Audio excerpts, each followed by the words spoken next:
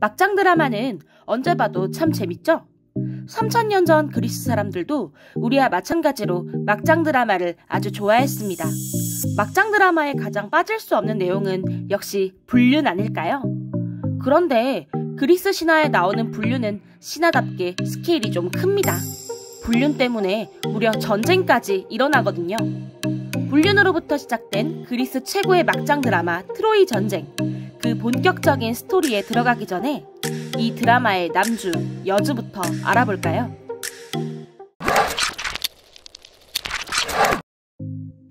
전편에서 여신들의 싸움에 휘말린 양치기 파리스.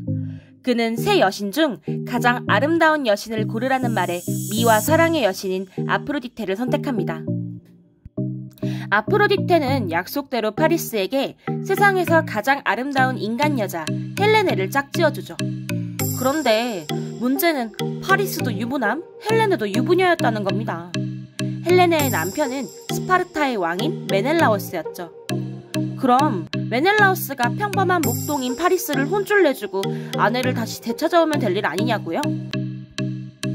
파리스가 평범한 양치기였다면 가능한 일이었겠죠. 그러나 사실 파리스는 평범한 양치기가 아니었습니다. 파리스는 사실 트로이의 왕자였습니다.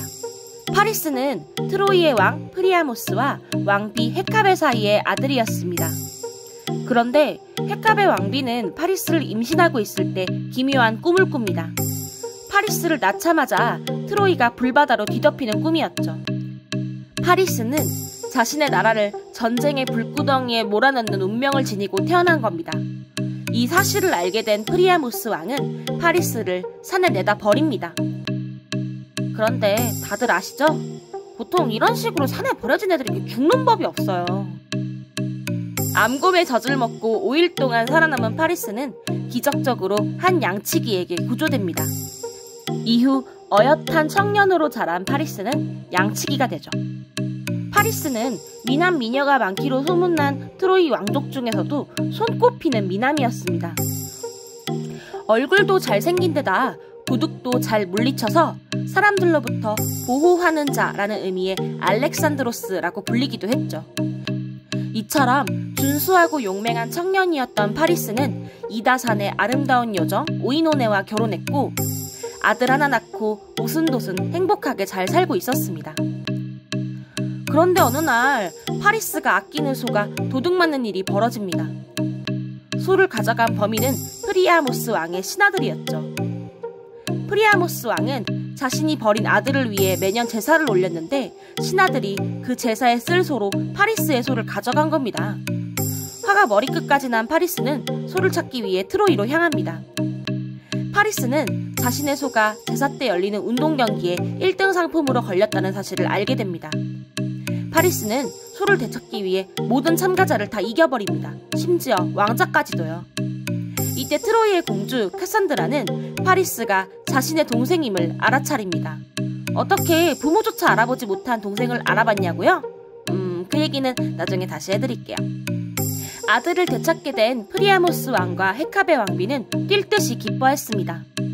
근데 프리아모스 왕은 애초에 왜 파리스를 버렸는지 기억이 안 났던 걸까요?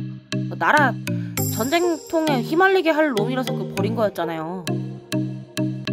여튼간에 파리스는 트로이의 왕자로 다시 돌아옵니다. 그리고 그는 예언대로 트로이를 불바다로 만들어버리죠. 막장 드라마의 남자 주인공 소개는 여기까지 하고요. 이번에는 여자 주인공 헬레네에 대해서 알아보겠습니다. 미의 여신 아프로디테가 인정한 세계 최고의 미녀 헬레네. 헬레네가 세계 최고의 미녀로 태어난 건 단순한 우연이었을까요? 그럴 리가요. 보통 얼굴은 다 유전이잖아요. 헬레네의 얼굴도 혈통빨이었죠. 그것도 신의 혈통이요. 헬레네의 어머니 스파르타의 왕비 레다는 백조로 변신한 제우스와 사랑에 빠집니다.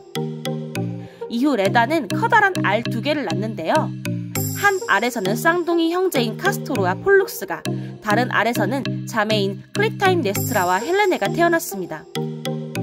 그런데 희한하게도 이 남매들은 동시에 태어났지만 아버지가 다른 이부남매였습니다.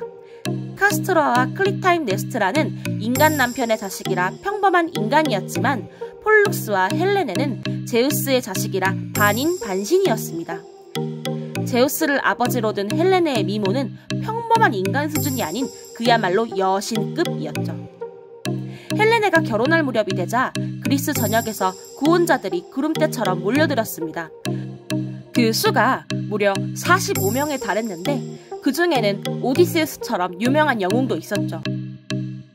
헬레네의 양부인 틴다레오스 왕은 헬레네 때문에 구원자들이 다투지는 않을까 걱정스러웠습니다.